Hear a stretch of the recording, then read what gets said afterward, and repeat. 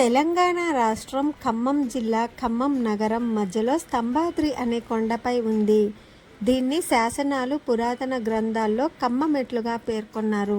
మొట్టమొదట ఈ కోట బీజం ఇక్ష్వాకుల కాలంలో పడింది.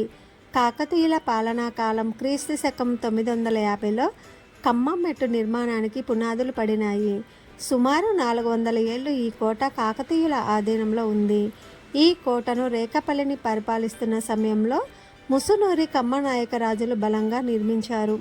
ఆ తర్వాత సూర్యదేవర కమ్మనాయక రాజులు ఖమ్మమెట్ను రాజధానిగా పరిపాలించారు.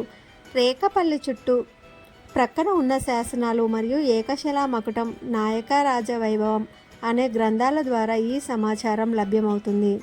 తర్వాత కాలంలో బహుమని సుల్తాన్లు, కుతుబ్షాహీ వంశస్థులు ఈ కోటను మెరుగుపరిచారు. మొదట దీని పేరు ఖమ్మం మెట్టు. కుతుబ్షాహీ వంశస్థులు దీని పేరు ఖమ్మమెట్టుగా, ఆ తర్వాత ఖమ్మం మెట్టుగా, కుతుబ్షాహీల కాలంలో ఖమ్మం జిల్లాగా, ఖమ్మం కిల్లాగా వ్యవహరించడం మొదలుపెట్టారు. సుల్తాన్ కులీ కుతుబ్ ముల్క్ 1531లో అప్పటి ఖమ్మం పాలకుడైన సితాబ్ ఖాన్ను ఓడించి ఖమ్మం కోటను స్వాధీనం చేసుకున్నారు. అప్పటి నుండి ఈ దుర్గం కుతుబ్షాహీల పాలనలో ఉంది.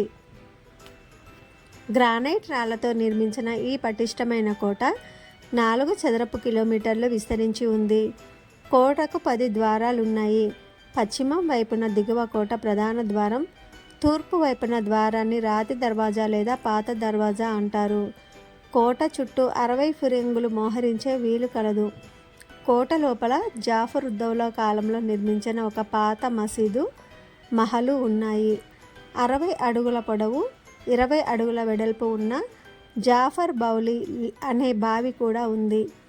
కోటపై ముట్టడి జరిగినప్పుడు తప్పించుకోవడానికి ఒక రహస్య సొరంగం కూడా ఉంది. వర్షపు నీటిని నిల్వ చేసుకోవడానికి నీటి కాలువలు కూడా ఇక్కడ ఉన్నాయి.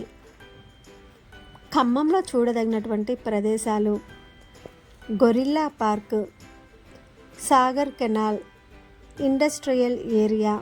సిటీని ఆనుకొని ఎన్నో పల్లెటూర్లు సందర్శనం చేస్తాయి. స్తంభాద్రి లక్ష్మీ నరసింహస్వామి వారి దేవస్థానం చాలా మహిమాన్వితమైనదిగా చెప్పుకుంటారు. స్వయంభూగా స్వామివారు ఇక్కడ వెలిసారనేది చరిత్ర పురాణం. ఆ పేరు మీద స్తంభాద్రి అనే లక్ష్మీ నరసింహస్వామి ఆలయం అనే పేరు వచ్చింది. అన్ని రకాల సదుపాయాలకు నిలయం మన ఖమ్మం జిల్లా.